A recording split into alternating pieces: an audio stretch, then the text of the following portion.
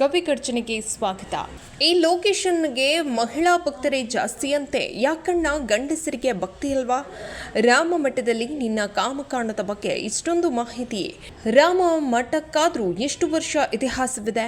ಅಪ್ರಾಪ್ತ ಬಾಲಕಿಯನ್ನ ಅತ್ಯಾಚಾರ ಮಾಡಿರುವ ಲೋಕೇಶ್ವರ ಸ್ವಾಮಿಯ ಇತಿಹಾಸ ಏನಪ್ಪಾ ಅಂದ್ರೆ, ಗುಲ್ಬರ್ಗಾ ಜಿಲ್ಲೆಯ ಚಿತ್ತಾಪುರ ಗ್ರಾಮದ ಲೋಕೇಶ್ವರ ಶಂಬಣ್ಣ ಬಂಗಿ ಮೂಲ ಹೆಸರು. 2021ರಲ್ಲಿ ರಾಯಬಾಗ ತಾಲೂಕಿನ ಮೇಕಳಿ ಗ್ರಾಮಕ್ಕೆ ಎಂಟ್ರಿ ಕೊಟ್ಟ ಲೋಕೇಶ್ವರನ ಇಲ್ಲಿನ 10 ಎಕರೆ ಸರ್ಕಾರಿ ಜಮೀನನ್ನ ನುಂಗಿ ಅದನ್ನ ರಾಮ ಮಠ ಎಂದು ಆರಂಭ ಮಾಡಿದ.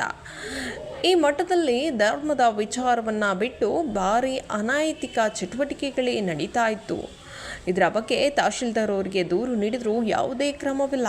2021ರಲ್ಲೇ ಈತನ ಬಗ್ಗೆ ಮಾಹಿತಿ ದೊರೆತ ನಂತರ ಸ್ಥಳೀಯರು ಊರಿನಿಂದ ಹೊರಗಿಟ್ಟರು.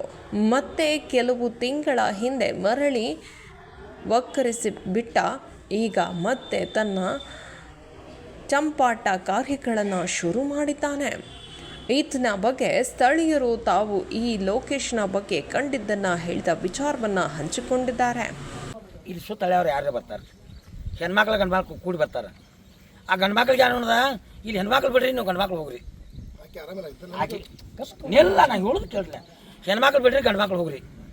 ಆ ಹೆಣ್ಮಕ್ಳು 8-10 ದಿನ ಹೋಗಲಿ, 15 ದಿನ ಹೋಗಲಿ, 20 ದಿನ ಹೋಗಲಿ, ಅವ್ರು ಇವ್ನು ಸ್ವಾಮಿ ಮಾಡಿದಾಗ ಆ ಗಂಡ್ಮಕ್ಳು ಇಲ್ಲಿ ಬಂದರೆ, ಮಕ್ಕಳಿಗೆ ನೀವು ಇಲ್ಲಾಕೆ ಬಂದಿರಿ, ಆ ಹೆಣ್ಮಕ್ಳು ಇಲ್ಲೇ ಇರಲಿಲ್ಲ, ನೀವು ಹೋಗ್ರಿ. ನಾನು ಇಷ್ಟ ಬಚ್ಚೇನ್ರಿ. ತಮ್ಮ ಹೆಸರು? ಕೆಂಚಪ್ಪ ಭೀಮ ಹೊಡ್ಯಾರ. ಮತ್ತು ಈ ಮಾಟ ಈ ಉದ್ದೇಶದಿಂದ ಇದು ಲಾಂಗ ಮಚ್ಚಿ ಇಟ್ಕೊಂಡು ಅವ್ರಿಗೆ ಅಂಜಿಕೆ ಆಗ್ತೈತೆ ರೀ. ಅಂದ್ರೆ ಒಂದು ವಿದ್ಯೆ ಅಂತದೈತೆ ಅಂದ್ರೆ ರೀ, ಎಲ್ಲ ನಮ್ಮನೆ ವಿದ್ಯೆ ಐತ್ರಿ. ಅವ್ರು ಮಾಟ ಮಂತ್ರ ಲಾಂಗ ಮಚ್ಚ ಎಲ್ಲ ನಮ್ಮನೆ ತಯಾರದಾಗಿದ್ರು. ಅಲ್ಲ, ಈ ಮಠಕ ನಂಬರ್ ಕೂಡ ಹೇಳ್ತಿದ್ರಂತ. ಮಠಕ ನಂಬರು ಹೇಳ್ತಾನೆ ರೀ. ಈ ಮಠದಾಗ ನೋಡ್ರಿ, ಧಾರ್ಮಿಕ ಚಟುವಟಿಕೆಗಳಿಗಿಂತ ಹೆಚ್ಚಾಗಿ ಇದು ಅನೈತಿಕ ಚಟುವಟಿಕೆಗಳು ಹೆಚ್ಚಾಗಿ ನಡೀತಾವೆ. ಮಠದ ಹೆಸರೇನು ರೀ? ಅದು ಮಠದ ರಾಮ ಮಂದಿರ ಅಂತ ಹೆಸರು ಇಟ್ಟಿದ್ದಾನೆ ರೀ. ಇಲ್ಲಿ ನಮ್ಮ ಊರಾಗ ಸ್ವಲ್ಪ ಕ್ಷತ್ರಿಯ ಜನ ಹೆಚ್ಚೈತೇನ ಅಂತ ಇಲ್ಲಿ ರಾಮ ಮಂದಿರ ಅಂತ ಇರ್ತಾನೆ ರೀ. ಮುಂದೆ ಇಲ್ಲೇ ಚಿಕ್ಕೋಡಿ ತಾಲೂಕದಾಗ ಹಂಜನಟ್ಟಿ ಅಂತ ಒಂದು ದಕ್ಷಿಣ ಅಲ್ಲಿ ಹೋಗಿ ನಾ ಕೃಷ್ಣ ಮಠ ಅಂತ ಅಲ್ಲಿ ಒಂದು ಮಾಡ್ಯಾನ ರೀ. ಸ್ವಾಮೀಜಿ ಹೆಸರೇನು ರೀ? ಸ್ವಾಮೀಜಿ ಲೋಕೇಶ್ವರ ಸ್ವಾಮೀಜಿ ಅಂತ ಹೇಳ್ತಾನೆ ರೀ. ಓಕೆ. ತಾವು ಸ್ಥಳೀಯರಲ್ಲಿ? ಸ್ಥಳೀಯರು. ತಮ್ಮ ಹೆಸರು ರೀ? ತಮ್ಮ ಹೆಸರು ವಸಂತ ಕರಿಗಾರ. ಓಕೆ. ಇಲ್ಲೇ ನೀವು ಲೋಕಲ್ ಮೇಕಳಿ ಅವರು? ಮೇಕಳಿ ಅವರು. ಓಕೆ. 19ರಿಂದ ಬಂದಾಗಿಂದ್ರೆ ಇಲ್ಲಿ ಅಹಿತಕರ ಘಟನೆ ಭಾಳ ನಡೆದೈತಿ. ಮತ್ತು ಈಗಾಗಲೇ 2021 ನಮ್ಮ 3 ಜನ ಎಲ್ಲ ಬಂದು ಇವನ ಮೇಲೆ ನಾವು ಯಾಕೆ ಹಿಂಗೆ ಕೇಳೋಣ, ನಮ್ಮ ಮೇಲೆ ಒಂದು ಹಂಗೆ ಮಾಡ್ಯಾನ, ನಮ್ಮ 3 ಜನ ಎಲ್ಲ ಬಂದು ಇವ್ನು ಹೊಡಿದವಿ ಮಾಡ್ರಿ ಭೀ ಅವ್ನು ಚಾಲಿ ಬಿಟ್ಟಿಲ್ಲಿವ. ಮತ್ತು ಇಲ್ಲಿ ನಮ್ಮ ಊರಾಗ ರಾಮ ಮಂದಿರ ಅಂತ ಹೇಳ್ತಾನು, ಇಲ್ಲಿ ಹಿಂಗೆ ನೋಡ್ತಾನು. ಚಿಕ್ಕೋಡಿ ತಾಲೂಕು ಹೆಂಜನಟ್ಟ್ಯಾಗ ಹೋಗಿ ಅಲ್ಲಿ ಕೃಷ್ಣ ಮಠ ಅಂತ ಹೇಳಿ ಕಟ್ತಾನು. ಈ ಸ್ವಾಮೀಂದ್ರ ನಮ್ಮ ಊರಿಗೆ ಭಾಳ ಕೆಟ್ಟ ಹೆಸರು ಬರತೈತಿ. ಮತ್ತು ಇವನು ಯಾವುದೇ ಕಾರಣಕ್ಕೂ ಈ ಥರ ಸರ್ಕಾರದವರಾಗಲಿ ಅಥವಾ ಈ ತಾಲೂಕು ಆಡಳಿತ ಇದನ್ನು ತೆರವುಗೊಳಿಸ್ಬೇಕು. ಮತ್ತು ಈ ಸ್ವಾಮಿನ ಇಲ್ಲಿ ಹೊಳ್ಳಿ ಬರಬಾರ್ದಂಗೆ ಮಾಡಬೇಕು. ಇರ್ದಿಲ್ಲಂದ್ರೆ ನಾವು ಇದ್ರ ಬದಲಿ ಉಗ್ರವಾದ ಹೋರಾಟ ಮಾಡೋಕ್ಕೆ ತಯಾರಿದೆವು ಗ್ರಾಮಸ್ಥರೆಲ್ಲರೂ.